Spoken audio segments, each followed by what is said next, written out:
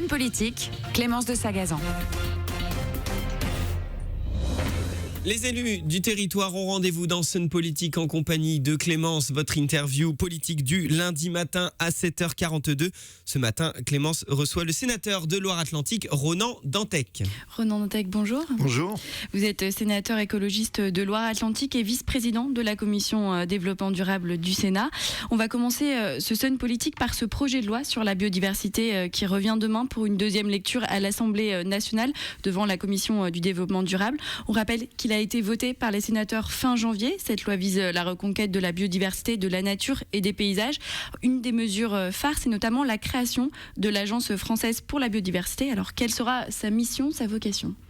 L'idée, c'est d'avoir enfin une politique plus cohérente, plus globale sur les questions de biodiversité, qui sont un enjeu majeur. Je crois qu'il faut quand même rappeler que nous-mêmes, nous sommes issus du vivant et que si le vivant s'écroule autour de nous, eh bien, c'est notre alimentation, notre santé qui est en cause. Donc cette agence va rassembler un certain nombre de moyens qui sont dispersés aujourd'hui. Elle ne va pas rassembler tous les moyens. En tant qu'écologiste, nous on avait défendu par exemple le fait d'intégrer aussi l'Office national de la chasse et de la faune sauvage, mais là le lobby des chasseurs a refusé de rentrer dans une agence unique de la biodiversité. Donc normalement ça doit être un peu plus de moyens, un peu plus de cohérence de politique publique. Mais on voit bien, pour avoir beaucoup bataillé au Sénat sur cette loi, que ce sont encore des questions nouvelles, qu'une partie des parlementaires considèrent que c'est un sujet secondaire ou considèrent... Mais quelle sera sa mission La mission, c'est d'abord d'essayer d'avoir effectivement cette politique cohérente. Par exemple, aujourd'hui, au niveau de l'aménagement du territoire, des trames vertes et bleues, est-ce que ces trames sont cohérentes ? Est-ce qu'elles permettent la circulation de la faune ? Est-ce qu'elles ne créent pas des barrages ? Où en est la recherche, puisqu'on a quand même encore beaucoup de choses à connaître ? Où en est aussi le respect des réglementations ? Donc là, en fait, les anciens gardes-pêche, les agents de l'ONEMA donc qui s'occupaient de l'eau vont être intégrés dans l'agence de la biodiversité. Donc il faut créer cette cohérence. Et il faudra aussi des moyens supplémentaires. C'est évidemment l'inquiétude qu'on a aujourd'hui. Je crois que on est dans un pays qui a peu de culture environnementale. Quand on compare avec les autres grands pays européens, on voit bien qu'on est très très en retard. Et à travers cette agence, c'est commencer à prendre conscience de l'enjeu, de la responsabilité aussi de la France au niveau international. On est un pays avec notamment les territoires ultramarins extrêmement riches en biodiversité. Est-ce qu'on protège véritablement cette biodiversité ? Est-ce qu'on participe de la préservation de la biodiversité mondiale ? Ce sont toutes ces questions, toutes ces responsabilités qui seront demain au sein de l'agence, qui doit permettre de faire évoluer nos mentalités, notre rapport à la nature dans un pays qui a encore beaucoup de problèmes sur ces questions-là. Il est également inscrit dans ce projet de loi la réparation du préjudice écologique dans le Code civil, soit une personne qui cause un dommage grave et durable à l'environnement devra désormais en assurer la réparation. Alors pour vous, cela va inciter plus de responsabilité environnementale ? Normalement oui, alors c'est un article qui a été rajouté lors de la lecture au Sénat, qui est un article qui pose encore quand même un certain nombre de questions juridiques. L'idée c'est de rentrer dans la loi le fait que quand on a une catastrophe écologique et notamment on peut parler de l'Erika qui nous a tous marqués ici dans ce département, qu'effectivement le pollueur soit le payeur. Donc en le rentrant dans la loi, on le sécurise, mais je pense que la deuxième lecture va être nécessaire pour bien solidifier cet aspect assez nouveau. Mais il faut effectivement maintenant que l'industriel, tous ceux qui font prendre des risques à l'environnement, soient conscients que s'il y a un problème, ils devront payer, ils devront réparer, et c'est effectivement un progrès de la loi. Donc c'est le principe du pollueur-payeur.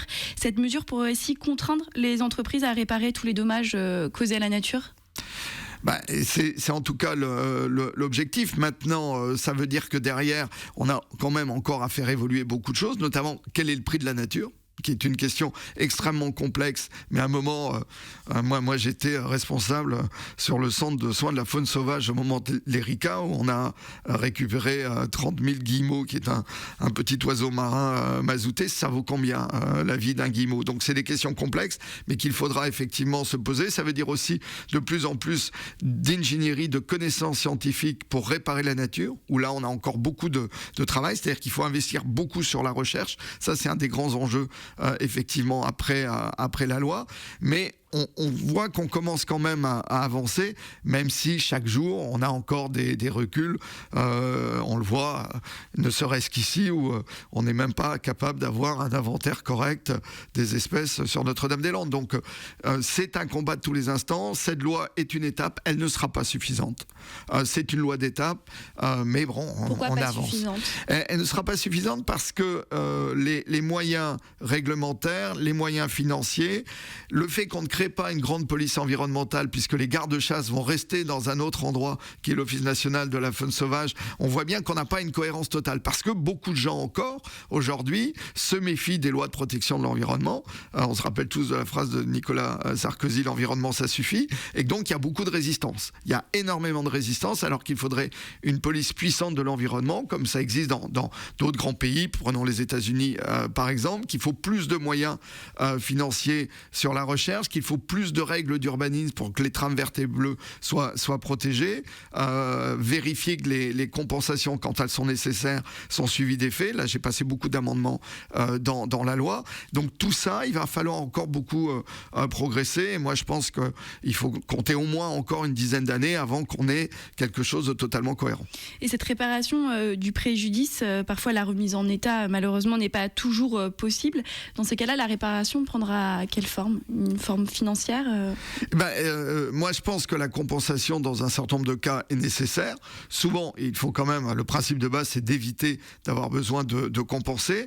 Mais sur cette compensation, il faut que l'opérateur, quand il décide de détruire un milieu naturel qui a une valeur, soit conscient qu'il va devoir intégrer dans le coût de son opération une réparation, une compensation, pas très loin, avec une équivalence écologique. Ça, c'est un principe important qu'on cherche à rentrer dans la loi, mais là, le débat est loin d'être terminé. C'est-à-dire que voilà, si on détruit une zone humide, on ne va pas construire de la forêt, on va essayer de recréer de la zone humide. Ce qui veut dire aussi un coût pour l'opérateur, et normalement, ça doit l'amener d'abord à essayer de ne pas détruire. C'est quand même ça l'objectif, mais effectivement qu'aujourd'hui, n'importe quel opérateur, n'importe quel aménageur se dise, si je touche à l'environnement, je fais en sorte qu'il n'y ait pas de perte globale de biodiversité. Alors, Renan Dantec, vous n'êtes pas entièrement satisfait de ce projet de loi sur la biodiversité, vous venez un peu de l'évoquer.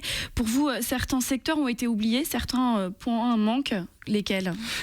Notamment, puisqu'on parlait de compensation, et là j'ai présenté plusieurs amendements et je vais continuer en deuxième lecture. J'en ai passé un certain nombre, il y a quand même eu des avancées. On n'a pas aujourd'hui de garantie de résultat. Il faut que la compensation, ça soit une obligation de résultat. C'est-à-dire l'opérateur qui dit je vais détruire cet espace, mais voilà ce que je vais reconstruire à côté, non seulement s'engage sur le papier, mais s'engage à le réussir. C'est-à-dire que même si de bonne foi il n'a pas réussi dans un premier temps, il doit dire comment il reprend les travaux, il réinvestit pour y arriver au final. Ça veut dire aussi beaucoup de suivi, ça veut dire des sanctions. Et sur tout cet ensemble, on n'y est pas encore.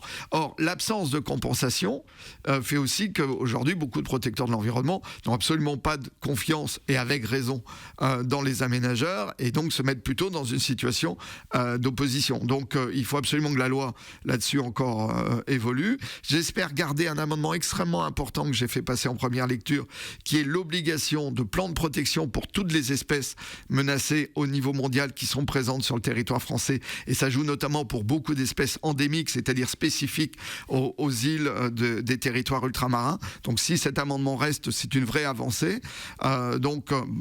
J'espère que la deuxième lecture verra la loi encore un peu plus ambitieuse, mais je rappelle quand même que le Sénat a remis des choses comme l'autorisation de la chasse à la glu, qui est une chasse absolument moyenâgeuse et totalement dépassée. Expliquer le principe. C'est-à-dire que ça permet de chasser de petits passereaux avec de la colle. Et donc, on met sur les arbres. Voilà, et l'oiseau reste collé. Donc c'est évidemment tout à fait assez barbare quand on voit ces pauvres passereaux qui laissent leur rémiges dans la colle. Et ça, le Sénat, qui sur certains aspects est quand même très conservateur, l'a remis. Donc ça, il faudra que l'Assemblée nationale, en deuxième lecture, qui va commencer maintenant, l'enlève de nouveau. Justement, vous avez déclaré que les lobbies ont souvent bloqué de nécessaires articles de loi. Qui sont ces lobbies ? Les lobbies, il y en a plusieurs. Il y a un lobby des chasseurs qui est présent au Sénat, qui est très très présent au Sénat. Il y a un groupe chasse au Sénat qui représente 85 sénateurs de toute tendance, donc ça fait beaucoup de monde quand on est moins de 350 sénateurs au total.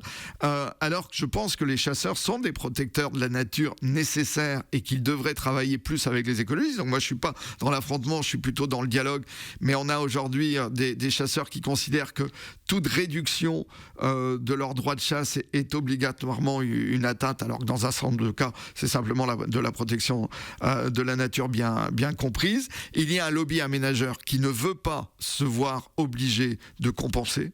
Il y a une bonne blague qui fait rire quand le patron de certains aménageurs le dit, qui est de dire sur ce principe éviter, réduire, compenser, il s'agit surtout d'éviter de compenser. Donc là il y a un lobby très très fort qui ne veut pas se voir contraindre à une réelle compensation, et ces lobbies sont toujours très présents. Maintenant on va s'intéresser, il nous reste très peu de temps, à Notre-Dame-des-Landes. Samedi a été marqué par cette mobilisation massive des opposants à l'aéroport, leur première grande manifestation depuis l'annonce d'un référendum sur le sujet par François Hollande. Quelques 15 000 personnes selon la préfecture et 50 000 selon les organisateurs ont défilé sur les axes Nantes-Rennes et Nantes-Vannes entourant le périmètre du futur aéroport. Alors pour vous, est-ce que très rapidement le référendum est-il une bonne solution ? Le référendum est une solution si on veut sincèrement remettre tout le monde autour de la table. C'est-à-dire que moi je pense que la manifestation a été tellement massive, parce qu'effectivement il y avait 50 000 personnes, que la préfecture sache pas compter, c'est son problème, mais il y avait 50 000 personnes. Et que quand on a 50 000 personnes contre un projet, le projet ne se fait pas. Ou sinon, on doit envoyer des forces de l'ordre tellement importantes et avec tellement de mobilisation en face qu'on va vers un drame humain. Moi, je veux éviter le drame. Donc, pour éviter le drame, le référendum peut être une solution, à condition que le périmètre soit un périmètre logique. Jean-Marc Ayrault vous souhaitez ou François Hollande à tout le Grand Ouest. François Hollande a dit c'est un projet vital pour le Grand Ouest. C'est le Grand Ouest qui décide.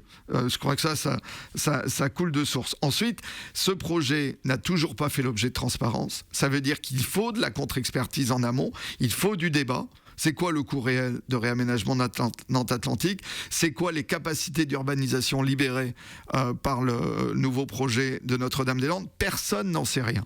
Si ce projet est bloqué, c'est parce que les partisans de ce projet n'ont jamais joué la transparence. Et donc, il y a là une opportunité pour recréer du dialogue.